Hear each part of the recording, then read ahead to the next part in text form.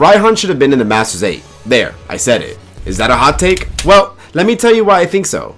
In the games and in the anime, Raihan is considered to be one of the strongest gym leaders in the world and is legitimately Leon's rival. In the anime, he was first introduced in Pokemon Journeys episode 27, Toughing It Out. In it, we can see that Raihan is in the Masters 8 as he is shown alongside Leon and Lance along with 5 mystery trainers. Raihan then makes his way out to the stadium where he is introduced as being very strong and having risen up the ranks quickly and into the Masters 8 and qualified as the number 7 trainer. Raihan states that he solely entered in the World Coronation Series as a way to challenge Leon. The reason I'm in the Coronation Series in the first place is to stop hearing about you being undefeated. I'm honored. And because Ash Ketchum isn't participating in this, and we need to speed things up this time, the battle is just a one-on-one battle. Raihan sends out his signature Duraludon, which has a G-Max factor, so sorry our Charizard fans. And Leon goes with his undisputed ace, Charizard. Duraludon leads the offense going immediately for Metal Claw, and it's a direct hit on Charizard. Leon wants to retaliate with a claw move of its own and uses Dragon Claw, but Raihan doesn't take any chances and goes for Iron Defense. The two Pokemon at this stage seem to be very evenly matched as they trade blows left and right with no one getting a clear advantage. But now the time for games is over and it's time to entertain the crowd. Both trainers recall their Pokemon and send out their respective Gigantamax forms. For Raihan, we get to see the Gigantamax form of subscribing to this channel. I'm so close to 50k subs, and I know that with your help, I'll be there in no time. I make the best Pokemon videos according to my mom, and most people aren't even subscribed. It's free, and it truly helps support the channel. Thanks! This battle is short but very well animated and looked amazing, but in the end, it was Leon's Charizard that came out victorious. After the battle, the two rivals share their goals, with Leon's being to make every trainer in the Galar region stronger, and Raihan being to train the trainers in his gym so that he can be stronger and one day be able to defeat Leon. The two shake hands, and Raihan states that his goal is to finally defeat Leon and break his undefeated streak when Ash interrupts and inserted himself into this AB conversation. Ash states that he's gonna be the one to beat Leon, and spoiler alert, he's right. He also states that he'll become the strongest trainer in the world, and spoiler alert, he's right. Raihan looks super annoyed at Ash here, and in his head he's plotting a million different ways to make sure that doesn't happen. In Pokemon Journeys episode 44, Sword and Shield, From Here to Eternatus, Raihan helps Sonia against a group of Microcosmos employees who were outside the energy plant and Hammerlock Stadium. In the next episode, he is shown easily defeating them and then leaves Sonia so he can take care of some rampaging Dynamax Pokemon in the area. But not before flirting with her, as we know, Raihan is a ladies' man, and who could blame him? He's tall and good looking. On top of that, he's literally one of the strongest trainers in the world. After Go-Kart Eternatus and the Dark as they ended, Raihan and Duraludon were seen looking on as the Komo they were battling reverted back to its normal state and things went back to normal. Raihan would go on to make a brief appearance watching as Ash had his first Ultra Class battle against Volcaner. He's probably thinking that Ash actually has quite the chance to make it into the Masters 8 if he keeps up this momentum. Then in Pokemon Journeys episode 82, The Sweet Taste of Battle, Raihan makes yet another appearance. This time Ash and Go visit Bologna for Opal's All Alchemy Decoration Challenge when they run into Raihan and Leon who are also there.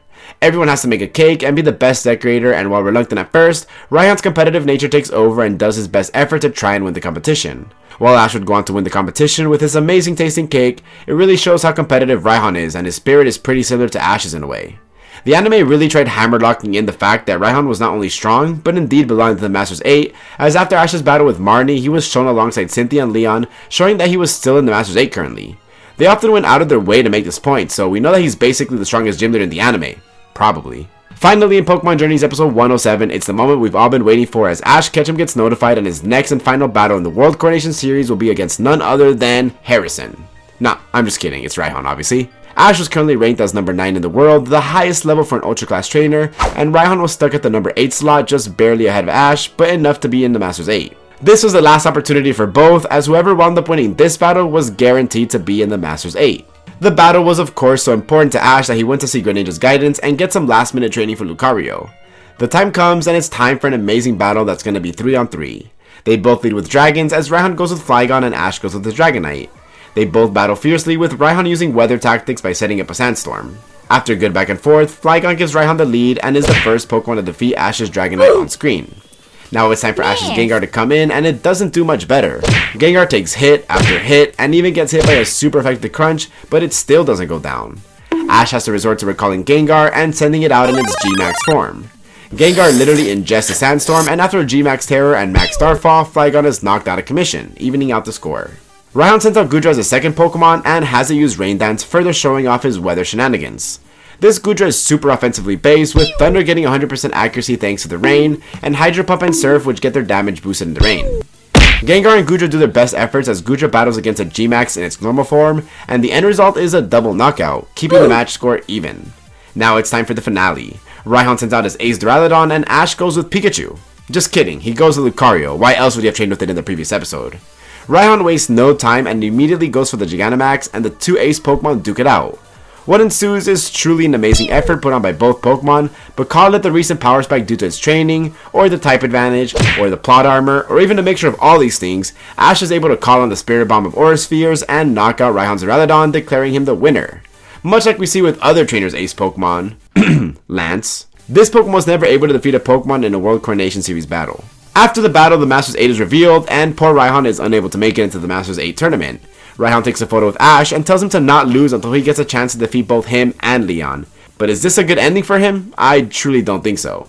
In my opinion, yes, Ash should have made the Masters 8, but Raihan should have too. Of course, the way it was set up made it to where it was impossible for the both of them to make it, but I wish that they changed that and made it so that they were both in there. All we need to do is fix the lineup of the Masters 8, and there you have it. I mean, to me, I never really liked the Masters 8 lineup all too much if I'm being honest. While yes, it makes sense that the 8 strongest trainers in the world are all the regional champions we've seen in the anime, and the LAN, but why were they all participating? Like, surely some of them have better things to do than be in this tournament. This would have been the perfect time to let other trainers shine, or show us trainers we haven't seen yet. Well, let's not even focus on the trainers at this point. I'd love to make a Dream Masters 8 lineup at some point or the other, so if you want that, like this video, and make sure to let me know in the comments below. For how much they focus on Raihan as a character, it's kind of surprising how quickly they ended his story. He made several appearances and was shown in several flashbacks, and then poof, he was gone. Like, yeah, sure, it was cool that he was the final obstacle for Ash to make it into the Masters 8, but without a question he should have been there too. Ash would go on to win round after round and eventually defeat Leon in the finals, but it just didn't feel as satisfying as it could have been. I'm all for randomness, and I really like that they had pretty much random matches in the tournament, but at the same time, since it was Ash's final time on screen, more impactful matches would have been better. Especially within Journeys itself, Raihan was clearly a pseudo-rival to not only Ash, but also of course with Leon too, so him making it to the Masters 8 and being so close to achieving his goal would have been nice to see. Him being the quarterfinals opponent to Ash would have been nice, but even better would have of course been for him to be Ash's semi-final opponent. Maybe he could have beaten Lance in the first round, so at least one of them could have gotten a win in Pokemon Journeys. Ash and Raihan are literally just one battle away from achieving their dreams when it all comes down to this. Another thing that could have made it more fun would be for Raihan to propose a double battle there, as he is known for that in the games. Anime wise, you only ever get to see his Flygon, Goodra, and Duraludon, which are the exact 3 Pokemon that he's seen using in Twilight Wings, which aired before his debut in Pokemon Journeys anime. Since Raihan primarily focuses on double battles, a Sandaconda would have been another good way for him to set up Sandstorm. Raihan has such a cool design and a great personality in my opinion. He's fun, cool, interesting, and a strong trainer. Is it really a hot take to say that he should have been in the Masters 8? I don't know, you tell me.